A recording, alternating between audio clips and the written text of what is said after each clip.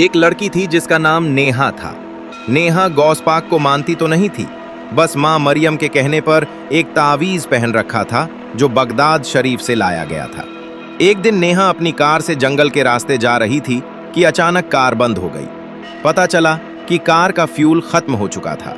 Neha fuel की तलाश में जंगल के अंदर चली गई और रास्ता भटक गई। चलते चलते उसे दूर आग की रोशनी दिखाई दी। नेहा को लगा कोई साधु या बाबा होगा। जब वो पास पहुंची तो उसने देखा कि वहां एक आदमी मंत्र जप रहा था। नेहा ने सोचा कि वो कोई अच्छा बाबा है और बोली, बाबा मेरी मदद कीजिए, मेरी कार का पेट्रोल खत्म हो गया है और मैं रास्ता भटक गई हूं। लेकिन नेहा एक को क्या पता कि वो आदमी एक बहुत खतरनाक तांत्रिक था जो लड़कियों को फंसाकर अपनी काली विद्या के लिए उनकी बलि देता था। तांत्रिक ने नेहा को देखकर हंसते हुए कहा, आज तो शिकार खुद चलकर मेरे पास आ गया। उसने अपने चेले को आदेश दिया, इस लड़की को पकड़ लो। नेहा घबरा गई और दौड़कर किसी तरह उससे 100 बच निकली। लेकिन डर के मारे इधर उधर भागते हुए वो फिर से उसी तांत्रिक के पास पहुंच गई। तांत्रिक जोर से बोला, अब तुम नहीं बचोगी, मेरी काली शक्तियां देखो। उसने मंत्र पढ़े और एक चुड़ैल का आह्वान किया, चुड़ैल मेरा आदेश है, इस लड़की को पकड़ ले। चुड़ैल फौरन नेहा के पीछे दौड़ पड़ी। नेहा भाग रही थी, चुड़ैल उसके बिल्कुल पीछे। अचानक चुड़ैल डरकर चीख उठी और पीछे हट गई क्योंकि उसके सामने एक साधु खड़ा था। नेहा को उस साधु पर भरोसा हो गया। बाबा मैं रास्ता भटक गई हूं, मुझे जंगल से बाहर का रास्ता बता दीजिए।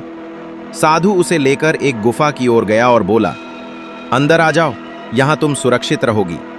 नेहा को कुछ अजीब लगा। बाबा मुझे यहां नहीं रुकना, मुझे घर जाना है।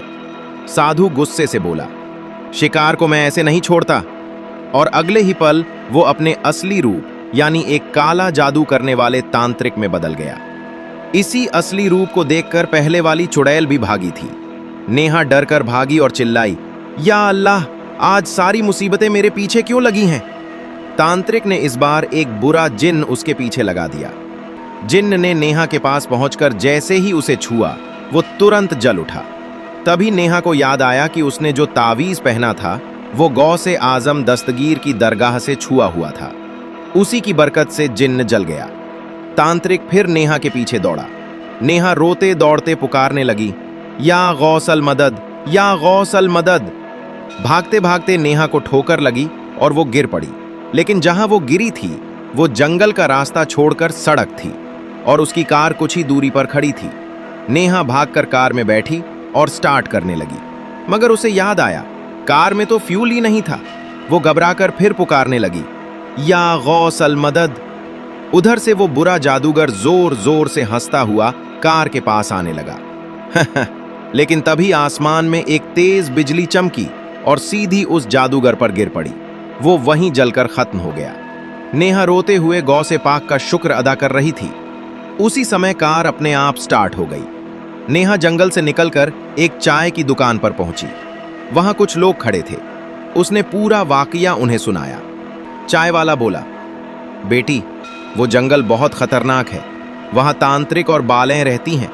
अल्लाह का शुक्र करो कि तुम बच गई। चाय वाले ने कार में फ्यूल भी भर दिया। नेहा वहां से सीधा घर निकल गई। आज नेहा को समझ आ गया था कि जिसे वो मानती नहीं थी उसी गौस पाक ने उसकी जान बचाई।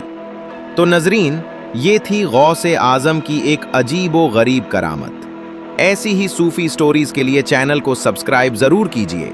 The Sufi stories bye Naseem Salman.